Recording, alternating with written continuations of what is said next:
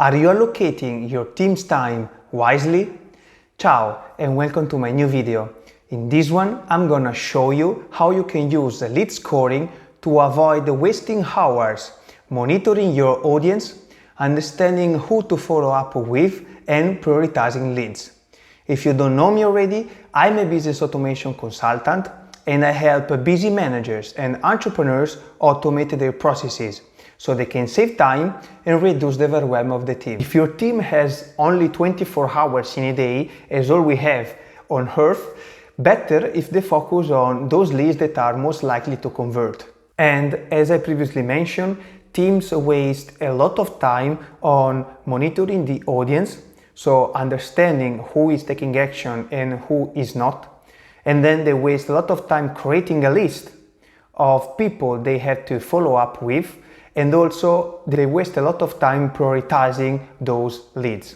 That's why automating this part can help you save time, shorten the sales cycle, and increase revenues. In this video, I'm gonna explain to you what lead scoring is, the benefits of it for your business, and I'm gonna give you also a to-do list that I usually follow in order to make sure that I implement it in the best way possible. Let's dive in. Lead scoring is a system with which you can assign points to your contacts based on a set of rules and conditions. You can basically assign points based on the actions or inactions that your contacts are taking.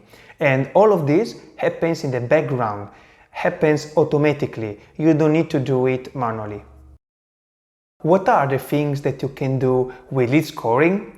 In the next few minutes, I'm gonna show you some practical examples of what you can do with it and also the benefits for your business. One of the things that I recommend doing is to weight the different sources.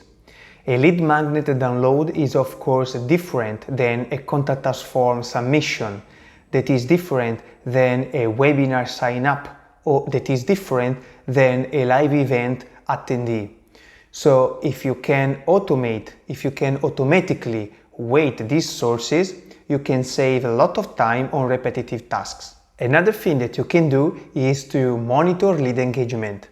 You can automatically assign points to your contacts when they visit specific web pages, when they open emails, when they click on the links that you have in your emails, etc. And this is really useful because in a matter of seconds, you can find those leads that are engaging the most with your business. And this leads to the following point, which is adding leads to specific campaigns. When they meet certain criteria, such as an interest in a particular product or service, or a specific engagement with your business, you can trigger specific campaigns to help those leads move forward. Last but not least, you can automatically add leads to the pipeline when they reach a threshold. This helps you avoid the routine tasks because then you can automatically assign the deal to the right sales rep, you can notify your team so they can focus entirely on your prospect. There are many other use cases, but those that I just talked about are the main ones. You have two ways to assign points. The first one is static, and you find it in the lead score rules editor. When I say static, I mean that the rules that you create here will trigger only once for each contact. And that means that you need to use conditions that generally occur only once. For example, a tag is applied or a specific value in a field is applied to that specific contact.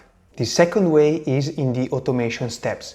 And that is dynamic because every time that the automation is triggered, you can then update the score. You can use this one for recurring actions such as a contact opens an email or clicks on a link or visits a specific page. If you implement a lead scoring system that takes into account these two methods that I just explained to you, you'll have a score that will help you save time and prioritize leads. There are other important things that you should know about lead scoring. For example, you can set up the points expiration. This is really important when it comes to the engagement monitoring, because if they open an email today, you want these points to expire maybe in a week or in a month or in 2 months. I don't know, it depends on your strategy. The point is that when it comes to engagement monitoring, you want to have a score that really reflects the level of engagement that the contact has today. So this is an important use case for the point expiration. You can also subtract points. The use case here is when a contact has a characteristic that you don't want in your target market. For example, you don't sell your product or service in a specific geographical area, and of course you don't want to give priority to this contact, so that's why you want to subtract points. Last but not least, in ActiveCampaign you can create scoring systems for both deals and contacts. This is useful because you don't want to track what's happening only at the contact level, but you want to do it also at the deal level in your pipelines. Alright, so now I want to show you what lead scoring looks like in ActiveCampaign. But before I start, I want to underline that what I'm about to show you is just an example. The purpose of this brief tutorial is to show you how you can create it in ActiveCampaign. Of course, you need to contextualize it to your specific business scenario. And in the second part of this video, I'm going to explain to you how you can get started, how you can plan it out, and how you can implement it in your business. The first method that I mentioned in this video is the static method, and you can find it in the lead score rules editor. To find this editor, you need to click on Contacts and then Scoring. Here you have the list of all the scoring systems that you have created. As you can see here, I have already created a couple of tests, one for the contact and the other one for the deal. To add a new one, you need to click on Add a Score. Here you can decide whether it's a contact score or a deal score. And here you have the editor in which you can create multiple rules. As you can see here, rules only run once for each contact. And that means that you need to use this method only for situations, conditions that generally happens only once, that generally occur only once. For example, when a contact, when you apply a specific tag to a contact, or when a contact is in a specific location. To set it up, you need to click on Add a New Rule. Here you have the usual conditions box that, of course, helps you to set up the conditions. You have the contact details, that is basically the fields, the standard fields that you have in your CRM. Then you have the custom fields that you created, actions, geography, etc. Now, let's do a test. For example, tag, exist, Calendly integration, save. This rule is going to be triggered the first time that the contact receives this specific tag.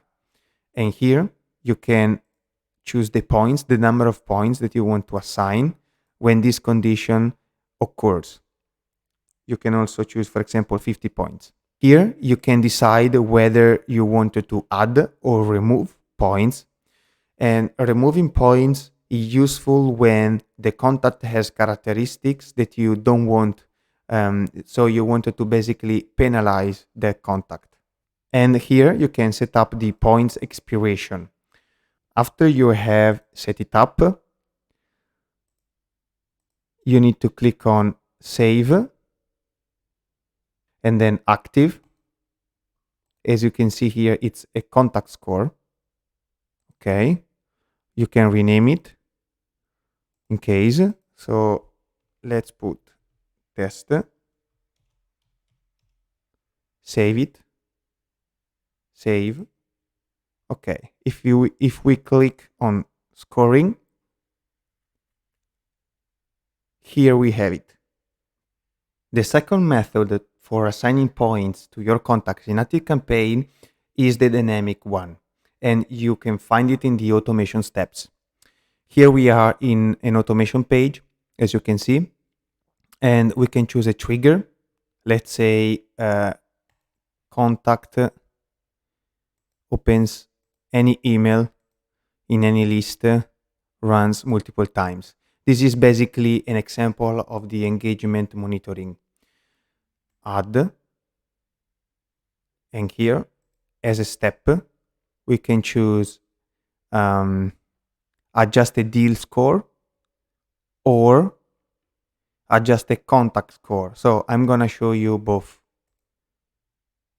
Let's choose this one, adjust the contact score. Here we can select the scoring system that we need to update. As I previously mentioned, you can create multiple scoring systems, and here you can decide which one of them you want to update. And here you can select, if you can decide if you want to add points, if you want to reduce points, or if you want to set that scoring system to a specific value. And here you also have the points expiration. As I previously mentioned, for the engagement monitoring, you don't want to, you do want to set up the points expiration. So for example, after 4 weeks, save. Let's do it also for the deal score. Let's click here and then adjust a deal score. It's pretty much the same. You can decide which scoring system you want to update, the adjustment, if you wanted to add, reduce, or set that deal score to a specific value. And then the point expiration, and here you can decide the pipeline and what deal this step is going to affect. Because of course you are going to have multiple pipelines, multiple deals for the same contact. So it's really important that you do these settings really well, really wisely. Let's say most recently updated deal for this contact, and then click on save.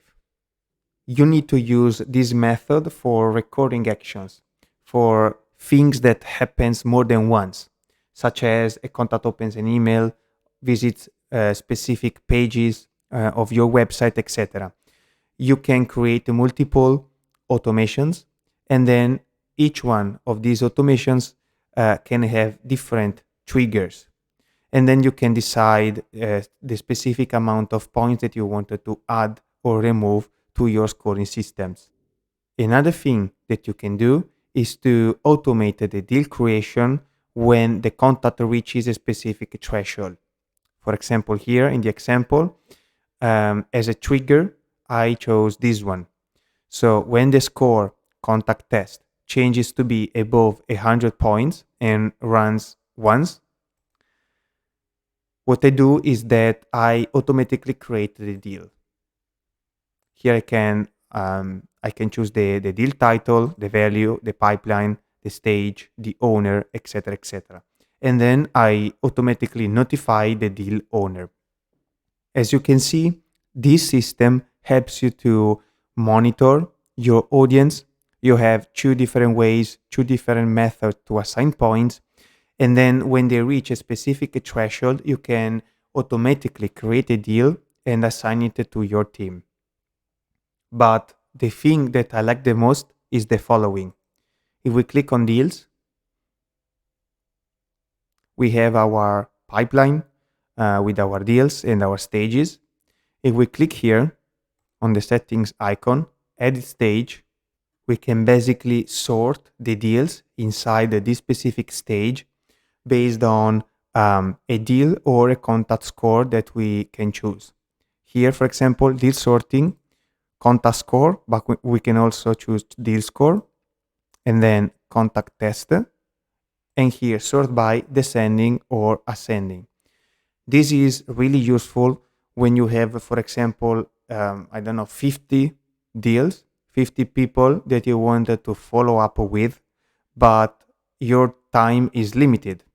So you want to prioritize your contacts. The last thing that I wanted to show you is where you can find the scoring systems that you create.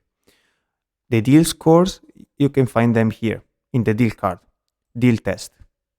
In this moment, you see that it's still calculating. It takes time. So when you set up the deal or the lead scoring systems, it takes some hours to for the system to calculate everything, and then it checks, I think, every 12 hours. For what concerns the contact score, you find them here in the contact page, contact test. I hope that this brief tutorial gave you an overall view of how you can set up the contact and the deal score systems in ActiveCampaign, and now we can continue with the video. How can you get started? As I always recommend to my clients, you need to start with the strategy first. You need to strategically define what to monitor and why, how to weight different sources and actions, and so on. Only after that you can start with the technical implementation. The worst error is to start the technical implementation without having clear ideas of what the software should do from a strategic point of view. Because remember, automation does not solve your business strategy problems. The following is a to-do list that I recommend you to follow if you want to implement lead scoring in the best way possible, in a way that is effective and actionable for your business. The first thing to do is to interview your sales and marketing teams. This is really important because they are the ones that are really in contact with your prospects and customers, and they can help you to list out and weight all the different sources, actions, etc. After that, you need to define a threshold in which you define a lead as qualified, so that you can add it to the pipeline and assign it to your sales rep. The second thing that you need to do is implementing the system, and the third one is testing and refining. This is not a static thing. You need to get feedback from your team, specifically the sales and marketing teams, so that you can update it and make it work for your specific business scenario. If you want to learn more about the 5 steps process that I follow to help my clients, I'll put a link below this video so you can download my business automation guide. And if you think that you are ready to start the automation journey, I'll put also a link to submit the application form. Thank you very much for watching this video. If you want to share your thoughts, you can comment below, and I'll see you in the next ones. Ciao!